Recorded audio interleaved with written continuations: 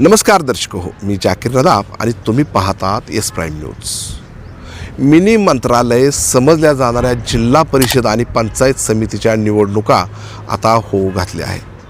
त्यासाठी मंगळवेढा तालुक्यातून सगळ्याच नेत्याकडून मोर्चे बांधणीला सुरुवात झाली आहे। त्यासाठी मंगळवेढा तालुक्यामध्ये यंदाची निवडणुकी अत्यंत चुरशीची होणार हे निश्चित झालं आहे। कारण नुकत्याच झालेल्या नगरपालिका निवडणुकीमध्ये विद्यमान आमदार समाधान आवताडे या गटाचा दारुण पराभव झाला आहे।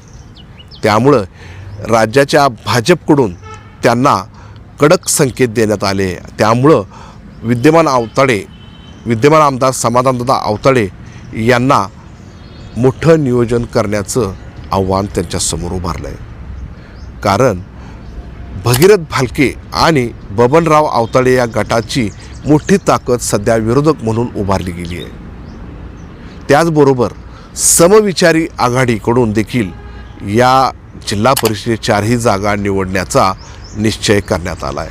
त्यामुळे मंगळवेढ्यामध्ये जिल्हा परिषद आणि पंचायत समितीची निवडणूक ही तिरंगी होणार का असं देखील चित्र उभारलं आहे।